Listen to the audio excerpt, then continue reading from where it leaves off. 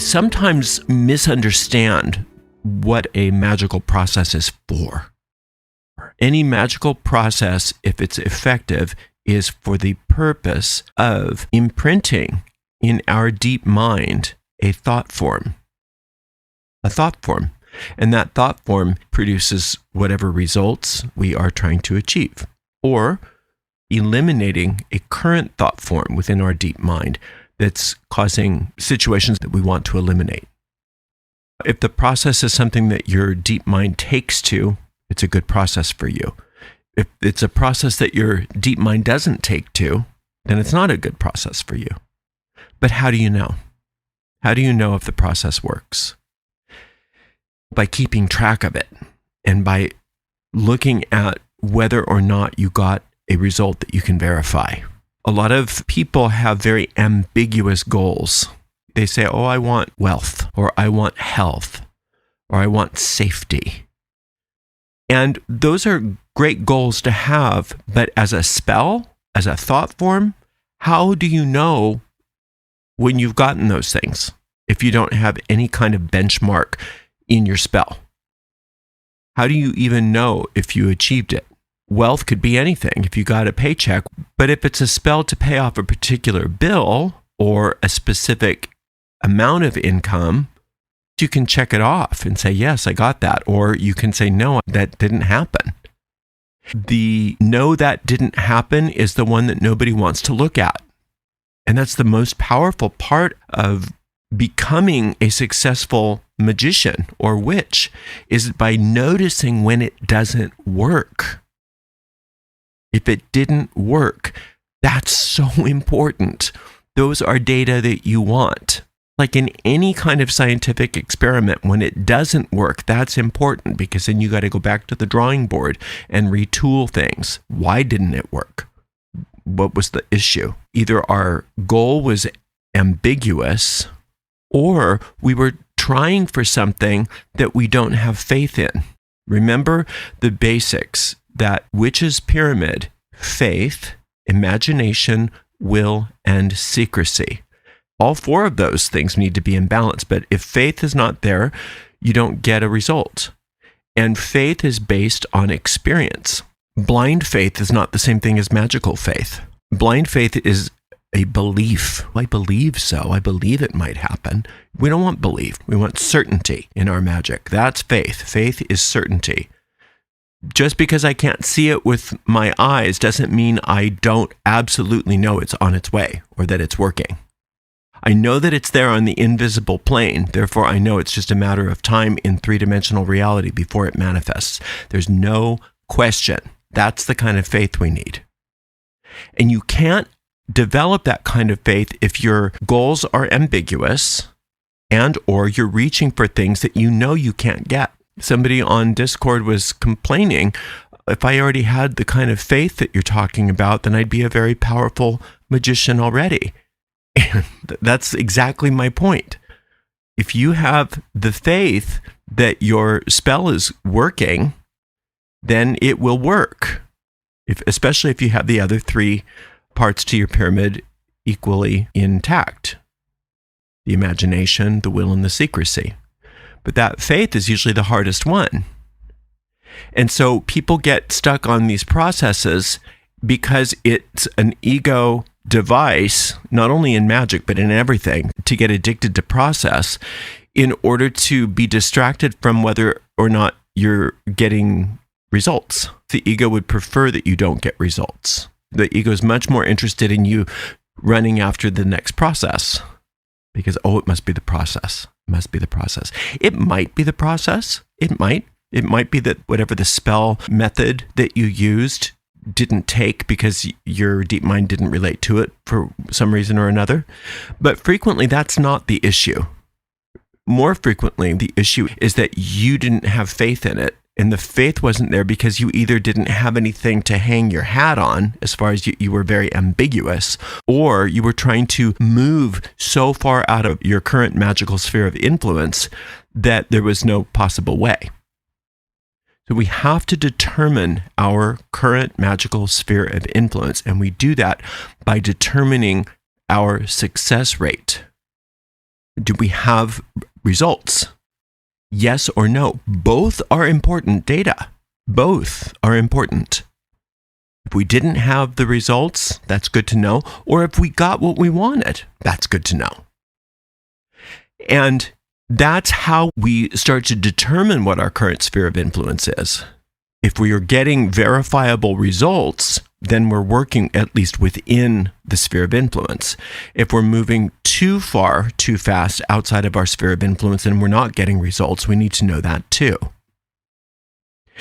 The faith that we have is easily shattered if we keep having failure after failure and don't acknowledge it. If you have a lot of failure and you just get distracted by another process and you say, oh, well, whatever.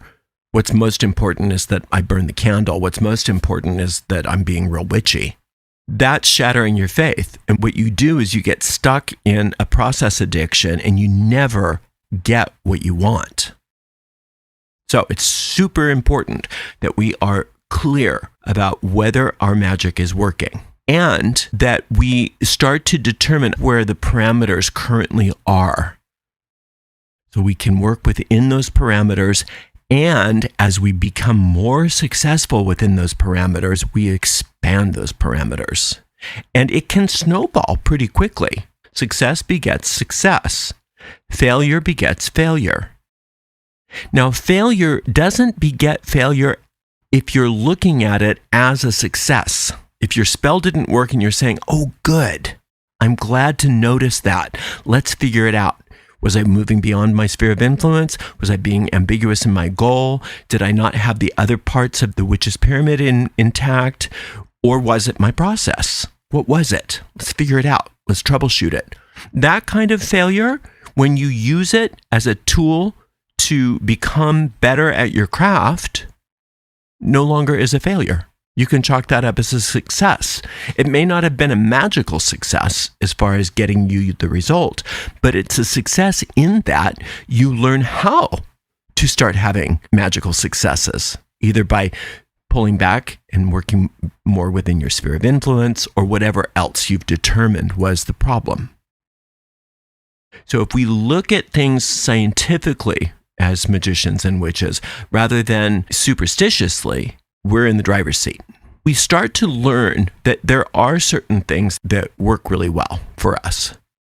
Sometimes those things are universal and we lean into that Akashic energy using ancient methods and things like that.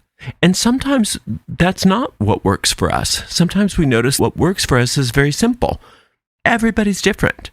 Everybody's so different. Just because a particular spell supposedly works for a lot of people doesn't necessarily mean that spell's going to work for you. You can try it, but then make sure you're being objective about it. Did it work or not? Did blowing cinnamon into my door get me the money that I wanted or not? Most people, when they blow cinnamon in their doorway on the first of the month, don't have a specific intention. Sometimes they do. But a lot of times it's just, I'm supposed to blow cinnamon in my door for prosperity. So they never know if blowing cinnamon in their doorway on the first of the month worked or not, because their goal was either non-existent or ambiguous. Now, if you said, I'm blowing the cinnamon in my doorway on the first of the month because I want an increase of 10% in my income or more this month, by the end of the month, you'll be able to determine whether or not that cinnamon blowing worked for you or not. And if it did, yay, this is a good one. If it didn't, let's see why. Was I trying to go too far too fast? Is it that I just don't relate to the cinnamon blowing? We have to look under the hood and we have to troubleshoot and we have to figure it out. More frequently than not, it's one of the two, ambiguity or working too far outside of our sphere. The sphere of influence doesn't take much effort to determine. It only takes a few spells to start to determine what you believe is possible, what you have faith is possible. You can even determine that without results from your magic by asking yourself, is this something that's within the realm of possibility? Do I see me really having this? Or does this feel like a pipe dream? Yes, I want it. The desire's there, but do I believe it's possible? Is it within the realm of what I think I'm capable of manifesting? You could even grade yourself on a scale of 1 to 10. On the scale of 1 to 10, how certain am I that I can have this thing? That usually takes care of the problem of ambiguity right there, because you're not going to be able to put a number onto an ambiguous spell because you won't know what you're talking about. Wealth is not a spell. If you're doing a specific spell for a specific result, you need to be specific about what that result is, or you won't know whether or not it worked. Ask yourself, within my magical sphere of influence, where does this sit? Is it 1, very easy, or is it 10, very challenging? And that will usually determine for you whether you need to move forward with the spell as is, or maybe you need to break it down into pieces that are more achievable for you. A lot of times people will turn to magic out of panic, and panic is not a good thought form for getting good results. They turn to magic out of panic, having no training, no understanding, and they go reach for these processes that they see online or they read about in books or whatever. Then they either don't get the results that they want and are disappointed, or they don't notice they didn't get the results that they wanted because they're addicted to the process. And they start chasing the next process and the next process and never ask themselves, did it work? Did it work?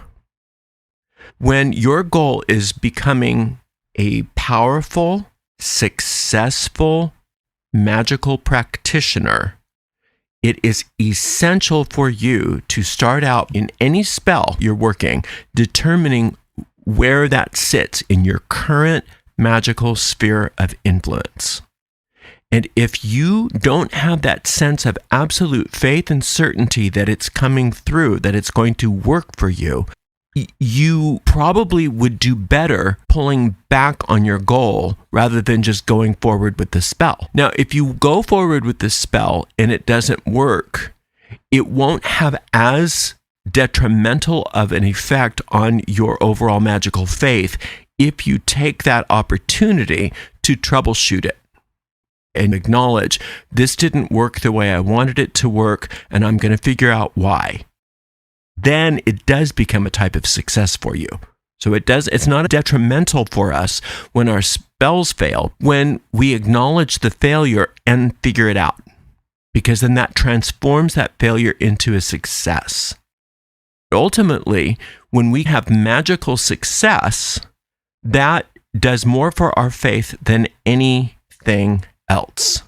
So that's why I always recommend, when people are starting with spellcasting, to start somewhat small, to start in a manner that is small and fairly easy to achieve. Like, I could go out and do it and make sure that this happened without magic.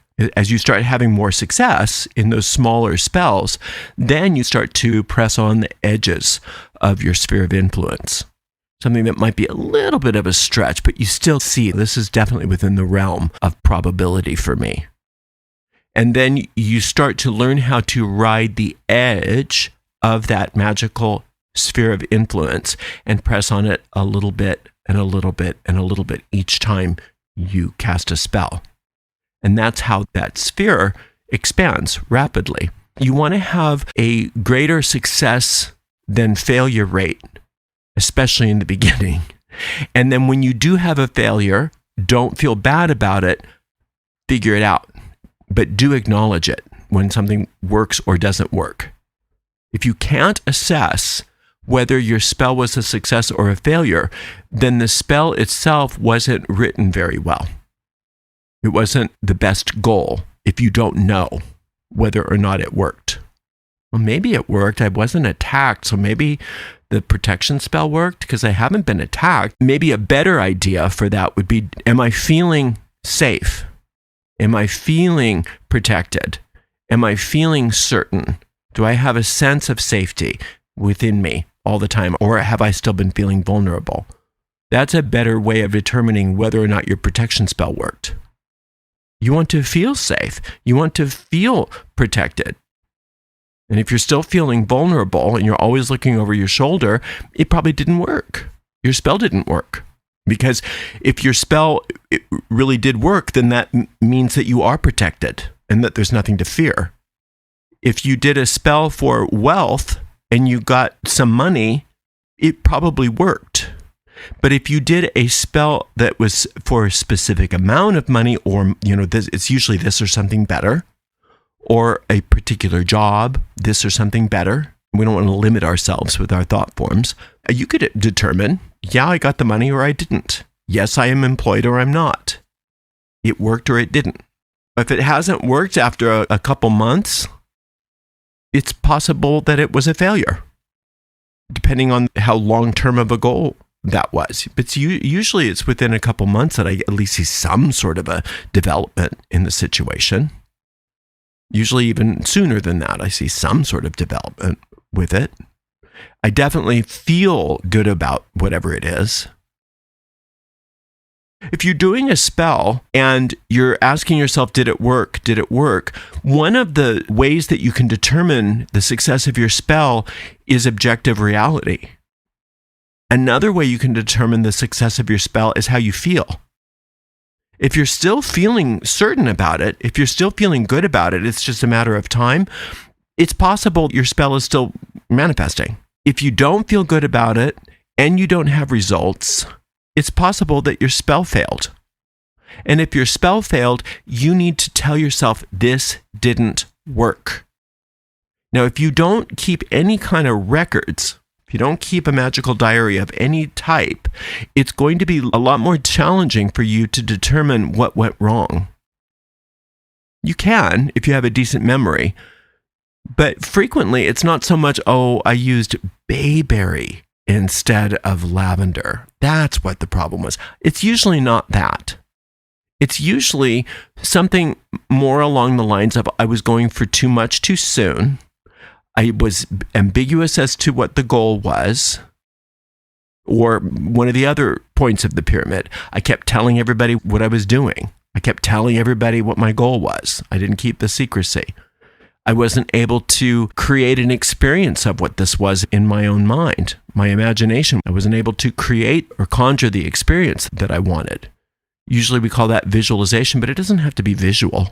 You don't have to see it visually, but you do have to use your powers of creativity to create an experience for yourself during your spellcasting process that the thing is happening. Or your will. Maybe your will is just not strong enough in regards to this. So you have those 4 pieces of the pyramid working in balance. We have to determine what our current sphere of influence is before we can expand on it. And we have to determine the success and or failure of each spell in order to determine whether our magic is functioning properly, whether it's successful or not.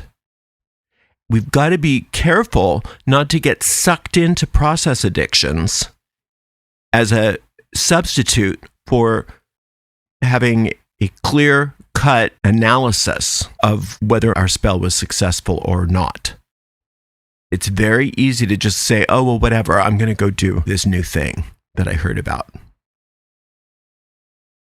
The new thing might be wonderful. I'm not saying don't do it, but understand that what the ego does is it wants you to be addicted to the process and not look at whether or not it worked. I'm so in love with this process, it doesn't really matter whether it works or not. What good is that?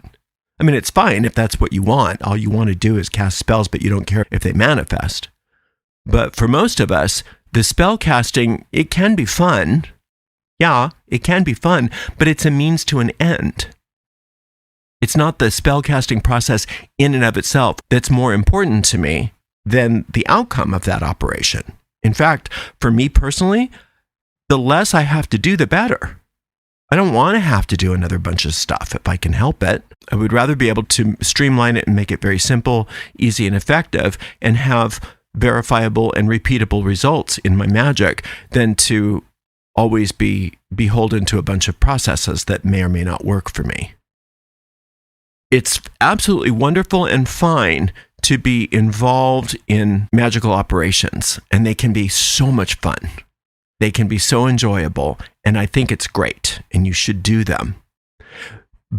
But understand that the ego will use those to distract you from whether or not your magic is effective if you allow it to. And we're not going to allow that. We're not going to allow that to happen to us. We're going to recognize it when it happens and say, no, I am going to hold my magic accountable. Did this happen or not? Either way, I want to know the truth so that I can either acknowledge the success and say yay and start to expand my sphere of influence as my faith becomes even more strengthened, or I want to determine what went wrong. I want to determine what went wrong so that I can troubleshoot it, so that I have success next time in whatever this was, not failure. Sometimes when we have a failure with certain kinds of issues in our lives, I'm really good at whatever. I'm really good at money spells, but I'm really bad at health spells.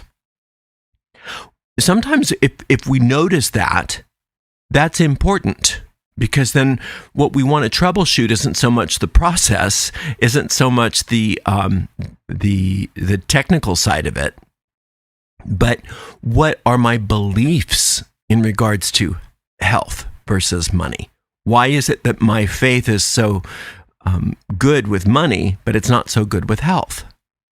And those are some things that we can, there's so many processes and techniques that we share at Ariel's Corner for uncovering hidden beliefs and transforming hidden beliefs. But that's when you want to bring those kinds of tools out so that you can figure it out and you can change it and you can alter it and you can heal that and fix it so that your health spells are just as effective as your money spells or whatever it is.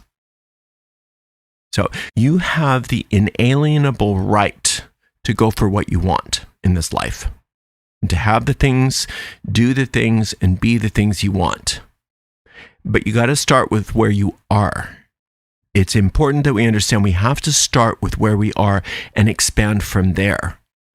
We can't expect to come into magic and say, I want $1 million if we can't even pay our electric bill.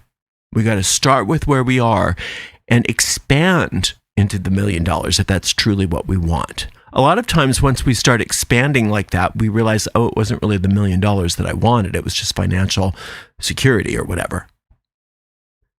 Let's start with where your faith is and expand from there. And also, if you have that desire to do something that seems rather unreasonable, even the desires that seem way unreachable right now, what is it that they are wanting to bring you?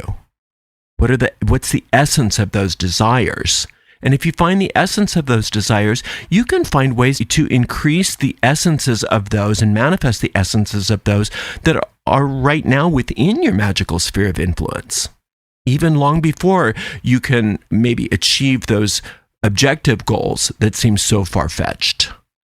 Hopefully that makes sense. So working within your sphere of influence and expanding it, having your goals be concrete yet open. If you don't have a concrete enough goal to determine whether or not your spell was a success, then that's a problem. But you don't want it to be so concrete that you are closing yourself off to success either. That's where the this or something even better comes in. Because then you're opening your mind to the idea that I think that it needs to be this, but I'm willing for this need to be met in an even better way that I'm not understanding. Regardless, I'm going to be able to determine whether or not the spell was a success, because this issue has been resolved, this problem has been solved, this goal has been met, this need has been met on some level that I can say, yep, check, it worked, or nope, that did not work. Let's figure it out. When your magic works, you should be able to tell. When your magic works, you should be able to tell and be very clear that it worked. You shouldn't have to talk yourself into it. You shouldn't have to justify it, yes or no. And either one is okay as long as you're willing to look at your failures as an opportunity to become better at your magic. rather than just saying, oh, this never works for me. That's not a very powerful attitude. But you have to know when it didn't work. Don't just go off onto another process and pretend like everything's cool. If it didn't work, it didn't work. And you need to know this. Fix it. Change it. Learn from it. Learn from your mistakes. Learn from your failures and turn those failures into success. That's power. And remember, power begets power. Success begets success. Failure begets failure if you don't allow yourself to use that failure to become better. If you just pretend like everything's cool and you justify your failures, then that's going to beget more failure. Or if you ignore the failure altogether, that's going to beget failure. But if you look at the failure, you acknowledge the failure, and you learn from the failure, there's your success. You've transformed it immediately. And that's going to feed that faith and expand that sphere of influence, even when things don't work. Thank you so much for spending some time with me today. I so appreciate you. Until next time, blessed be.